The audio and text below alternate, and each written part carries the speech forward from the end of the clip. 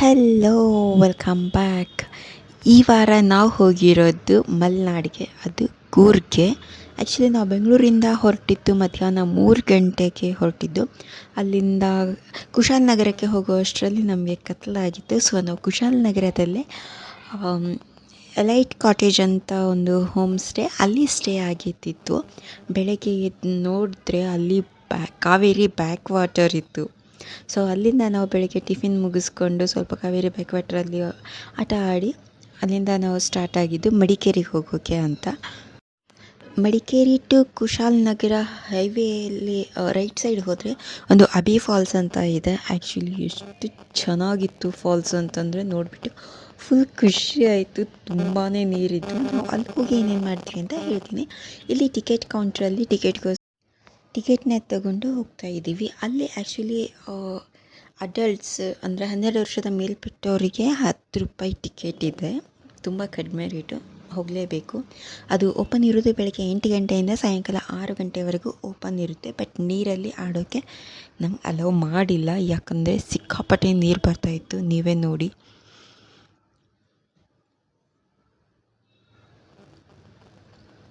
ಮುಂಚೆ ಎಲ್ಲ ನೀರಲ್ಲಿ ಹೋಗ್ತಿದ್ರು ಅಂತ ಅನಿಸುತ್ತೆ, ಏಕೆಂದರೆ ಅಲ್ಲೊಂದು ಸೇತುವೆ ಇದೆ. ಸೊ ನೀವು ನೋಡ್ತಾ ಇದ್ದೀರಾ, ಅದು ಇವಾಗ ಮುರಿದೋಗಿದೆ. ಮತ್ತು ತುಂಬಾ ನೀರಿರೋದ್ರಿಂದ ನಮಗೆ ಕೆಳಗಡೆ ಹೋಗೋಕ್ಕೆ ಅವಕಾಶನೇ ಮಾಡಿಕೊಟ್ಟಿಲ್ಲ. ದೂರದಿಂದನೇ ನೋಡ್ಕೊಂಡು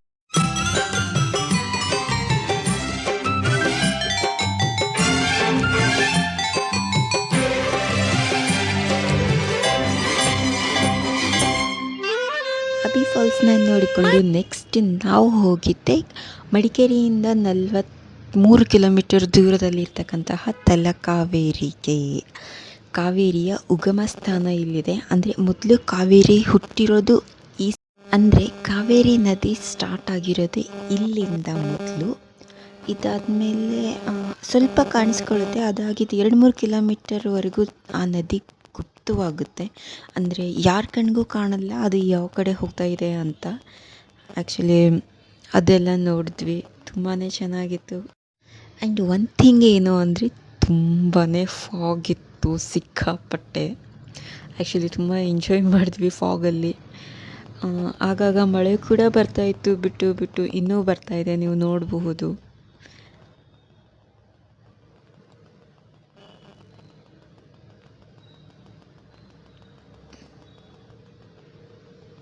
ಆ್ಯಕ್ಚುಲಿ ಇಲ್ಲಿ ಒಳಗಡೆ ಮೊಬೈಲ್ ಅಲೋ ಮಾಡಿಲ್ಲ. ಸೊ ದೂರದಿಂದಲೇ ನಾನು ಸ್ವಲ್ಪ ಕಾಣಿಸುತ್ತೆ, ನೀವು ನೋಡಬಹುದು. ಅಲ್ಲಿ ಕಾಣಿಸ್ತಿದೆಯಲ್ಲ, ಇದೆ ಮೊದಲು ಕಾವೇರಿ ಉಗಮ ಆಗ್ತಾ ಇರೋದು. ನೋಡಿ ಫಾಗ್ ಎಷ್ಟೊಂದಿದೆ ಅಂತ.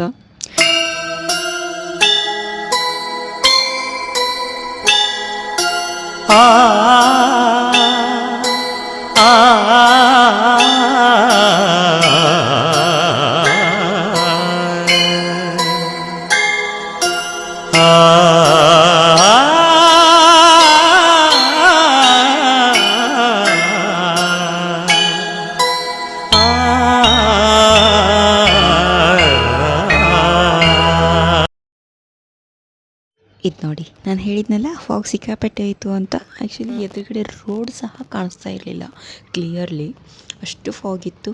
ಸೊ ತಲಕಾವೇರಿನ ನೋಡಿಕೊಂಡು ಬರ್ತಿರಬೇಕಾದ್ರೆ ಟೀ ಕುಡಿಯೋಣ ಅಂತ ನಿಲ್ಲಿಸಿದ್ವಿ. ಅಲ್ಲೇ ಪಕ್ಕದಲ್ಲಿ ಒಂದು ಶಾಪ್ ಇತ್ತು. ಸೊ ಅಲ್ಲಿ ಹೋಗಿಬಿಟ್ಟು ನಾವು ಶಾಪಿಂಗ್ ಮಾಡಿದ್ವಿ. ಆ್ಯಕ್ಚುಲಿ ಮಡಿಕೇರಿಯಲ್ಲಿ ಏನೇನು ಫೇಮಸ್ಸು ಅಂತಂದರೆ ನಾವು ಹನಿನ ತಗೋಬಹುದು, and black pepper, masala items, ಮತ್ತು ಮೇನ್ ಥಿಂಗ್ ಕಾಫಿ ಮಾತ್ರ ಮಿಸ್ ಮಾಡೋಕ್ಕೆ ಹೋಗಬೇಡಿ. ಆ್ಯಕ್ಚುಲಿ ತುಂಬ ಚೆನ್ನಾಗಿರುತ್ತೆ. ನಾವು ತಗೊಂಡು ಬಂದ್ವಿ, ತುಂಬ ಚೆನ್ನಾಗಿದೆ.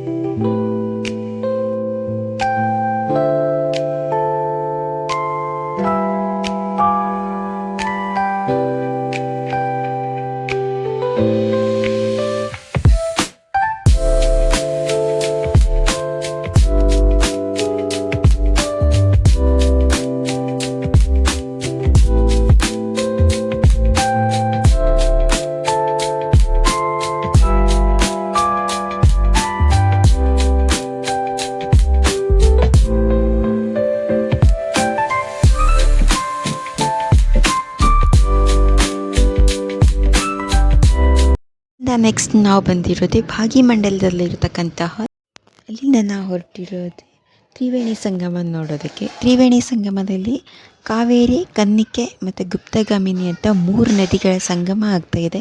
ಇದು ಹರಿದು ಬರ್ತಾ ಇರೋದು ಕಾವೇರಿ ನದಿ. ಕನ್ನಿಕೆ ಮತ್ತು ಗುಪ್ತಗಾಮಿನಿ ಯಾವುದು ಅಂತ ನನಗೆ ಗೊತ್ತಾಗಿಲ್ಲ ಆ್ಯಕ್ಚುಲಿ. ನಿಮಗೆ ಗೊತ್ತಿದ್ರೆ ಕಮೆಂಟ್ ಮಾಡಿ. 3 ನದಿಗಳ ಸಂಗಮ ಆಗ್ತಿರೋದು ನೋಡೋದಕ್ಕೆ ತುಂಬಾ ಖುಷಿ ಆಗ್ತಾಯಿದೆ ಆ್ಯಂಡ್ ತುಂಬಾ ಚೆನ್ನಾಗಿ ಅನ್ನಿಸ್ತಾ ಇತ್ತು ನಮಗಂತೂ. ಅಲ್ಲಿಂದ ನೆಕ್ಸ್ಟ್ ನಾವು ಹೊರಟಿರೋದೇ ಅಲ್ಲೇ ಪಕ್ಕದಲ್ಲಿರ್ತಕ್ಕಂತಹ ಒಂದು ಟೆಂಪಲ್ ಇದೆ. ಅಲ್ಲೇ ಆಪೋಸಿಟಲ್ಲೇ ಒಂದು ಟೆಂಪಲ್ ಇದೆ. ಆ್ಯಕ್ಚುಲಿ ತುಂಬಾ ದೊಡ್ಡದಿತ್ತು. ಸೊ ನೋಡೋಣ ಹೇಗಿದೆ ಟೆಂಪಲ್ ಅಂತ. ಆ್ಯಕ್ಚುಲಿ ಇಲ್ಲೂ ನನಗೆ ಮೊಬೈಲ್ ಅಲೋ ಮಾಡಿಲ್ಲ ಒಳಗಡೆ, ಬಟ್ ನಾನು ಎಂಟ್ರೆನ್ಸ್ ಒಳಗೂ ಮಾತ್ರ ವಿಡಿಯೋ ಮಾಡಿದ್ದು. ಟೆಂಪಲ್ ಅಂತೂ ತುಂಬಾ ಚೆನ್ನಾಗಿತ್ತು. ಆ್ಯಂಡ್ ನೆಕ್ಸ್ಟ್ ಆ ರಾತ್ರಿ ನಾವು ಸ್ಟೇ ಆಗಿರೋದು ರೆಡ್ ಸ್ಟೋನ್ ಅಂತ, ಮಡಿಕೇರಿಯಲ್ಲೇ ಇರೋದು.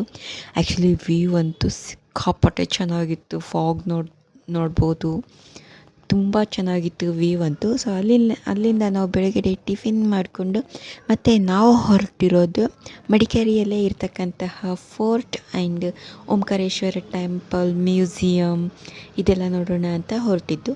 ಫಸ್ಟ್ ನಾವು ಹೊರಟಿದ್ದು ಓಂಕಾರೇಶ್ವರ ಟೆಂಪಲ್ ನೋಡೋಕ್ಕೆ ಅಂತ. ಇನ್ನೊಂದು ವಿಷಯ ಏನು ಅಂದರೆ, ಈ ಟೆಂಪಲಲ್ಲೂ ನನಗೆ ಮೊಬೈಲ್ ಅಲೋ ಮಾಡಿಲ್ಲ ಒಳಗಡೆ. ಟೆಂಪಲ್ ಒಳಗಡೆ ಹೋಗಬೇಕಾದ್ರೆ ಮೊದಲು ಲೆಫ್ಟ್ ಸೈಡಲ್ಲಿ ನಮಗೆ ಆಂಜನೇಯ ಟೆಂಪಲ್ ಇತ್ತು. ಸೊ ಅಲ್ಲಿ ಆಂಜನೇಯರ ದರ್ಶನ ಮಾಡಿಕೊಂಡು ಮತ್ತೆ ಮುಂದೆ ಬಂದರೆ ಓಂಕಾರೇಶ್ವರ ಟೆಂಪಲ್.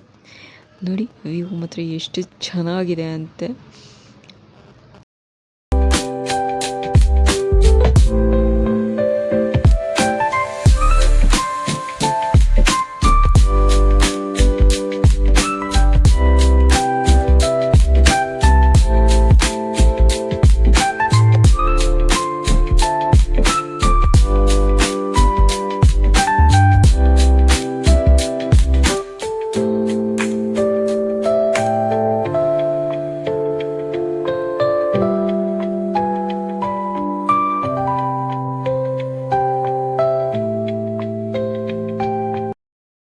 ದೇವ್ರ ದರ್ಶನ ಮುಗಿಸ್ಕೊಂಡು ನಾವು ಮತ್ತೆ ಬಂದಿರೋದೇ ಫೋರ್ಟ್ ಮತ್ತು ಮ್ಯೂಸಿಯಮ್ ನೋಡೋಕ್ಕೆ ಅಂತ. ಆ್ಯಕ್ಚುಲಿ ಇವೆರಡು ಅಪೋಸಿಟಲ್ಲೇ ಇದ್ದಾವೆ. ಓಂಕಾರೇಶ್ವರ ಟೆಂಪಲ್ದಿಂದ ಮ್ಯೂಸಿಯಮ್ಗೆ ಬರಬೇಕು ಅಂದರೆ ನಮಗೆ ಜಸ್ಟ್ 500 ಮೀಟರ್ ಡಿಸ್ಟೆನ್ಸಲ್ಲೇ ಇತ್ತು. ಆ್ಯಂಡ್ ನಾವು ಉಳಿದಿರೋ ರೆಸಾರ್ಟಿಂದ ಓಂಕಾರೇಶ್ವರ ಟೆಂಪಲ್ಗೆ ಕೂಡ 500 ಮೀಟರ್ ಡಿಸ್ಟೆನ್ಸಲ್ಲೇ ಇದ್ದಿತ್ತು. ನಾವು ಉಳಿದಿದ್ದು ಮಡಿಕೇರಿ ಸಿಟಿಯಲ್ಲೇ ಇದ್ದರೂ ವ್ಯೂ ಮಾತ್ರ ಚೆನ್ನಾಗಿತ್ತು. ಮ್ಯೂಸಿಯಮಲ್ಲಿ ನೋಡಿಕೊಂಡು ನೆಕ್ಸ್ಟ್ ನಾವು ಹೊರಟಿರೋದೆ ಫೋರ್ಟ್ ನೋಡೋದಕ್ಕೆ. ನೋಡಿ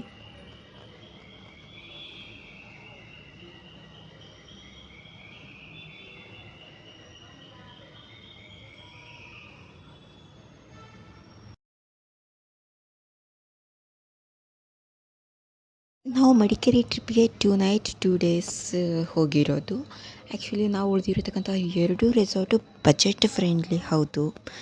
ಆ್ಯಂಡ್ 2ರಲ್ಲಿ ನಮಗೆ ಬ್ರೇಕ್ಫಾಸ್ಟ್ ಮಾತ್ರ ಫ್ರೀಯಾಗಿ ಇನ್ಕ್ಲೂಡ್ ಆಗಿತ್ತು. ಮ್ಯೂಸಿಯಮು ಫೋರ್ಟೆಲ್ಲ ನೋಡಿಕೊಂಡು ನಾವು ಬಂದಿರೋದೇ ರಾಜ ಸೀಟ್ ಉದ್ಯಾನವನಕ್ಕೆ. ಆ್ಯಕ್ಚುಲಿ ಮಡಿಕೇರಿಯಲ್ಲಿ ನಾವು ಎಲ್ಲಿ ಹೋದರೂ ವ್ಯೂ ಮಾತ್ರ ಮಿಸ್ ಮಾಡೋಕ್ಕಾಗಲ್ಲ. ತುಂಬ ಕಡೆ ವ್ಯೂ ಪಾಯಿಂಟ್ಸ್ ಇದ್ದಾವೆ. ಇದೇ ರಾಜ ಸೀಟ್.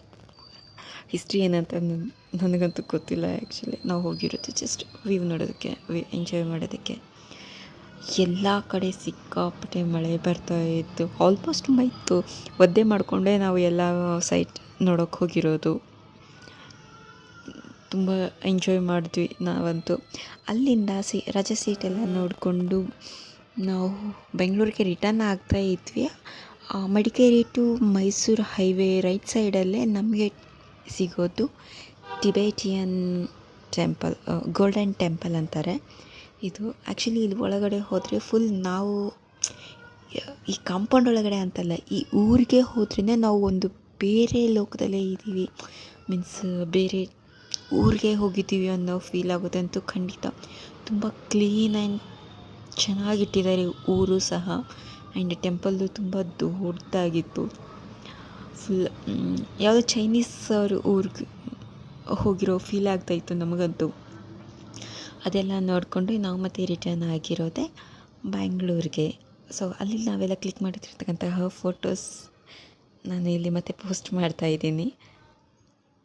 ಇದು ಕಾವೇರಿ ಬ್ಯಾಕ್ ವಾಟರ್ ನಾವು ಉಳಿದಿರೋ ರೆಸಾರ್ಟ್ ಹತ್ತಿರ ಇತ್ತು. ಆ್ಯಂಡ್ ಅಬಿ ಫಾಲ್ಸ್ಗೆ ಹೋಗುವಾಗ ನಾವೆಲ್ಲರೂ ಕಾಫಿ ಕುಡಿತಿದ್ದು. ಅಬಿ ಫಾಲ್ಸ್ ಆ್ಯಕ್ಚುಲಿ ಅಲ್ಲಿ ನಾವು ಕಾಫಿ ಅಂತೂ ಖಂಡಿತ ಮಿಸ್ ಮಾಡೋಕ್ಕಾಗಲ್ಲ. ಪದೇ ಪದೇ ಕುಡಿಬೇಕು ಅಂತಲೇ ಅನಿಸುತ್ತೆ, ಅಷ್ಟು ಚೆನ್ನಾಗಿತ್ತು. ನಾನು ಇದು Omkareshwara temple. And next Madikeri ಫೋರ್ಟಲ್ಲಿ ನಾವು ಜಾಸ್ತಿ ಫೋಟೋಸ್ ಕ್ಲಿಕ್ ಮಾಡಿದ್ವಿ, ಯಾಕಂದರೆ ಬ್ಯಾಕ್ಗ್ರೌಂಡಲ್ಲಿ ತುಂಬ ಚೆನ್ನಾಗಿ ಬ್ಲ್ಯಾಕ್ ಏನೋ ಒಂಥರ ಸಖತ್ತಾಗಿ ಅನ್ನಿಸ್ತಾ ಇತ್ತು. ರಾಜಾ ಸೀಟ್ ವ್ಯೂವಲ್ಲಿ ಆ್ಯಂಡ್ ಗೋಲ್ಡನ್ ಟೆಂಪಲ್ ಲಾಸ್ಟ್ ನಾವಿಲ್ಲಿ. ನಾನು ಮತ್ತೆ ಸಿಗ್ತೀನಿ. Bye see you.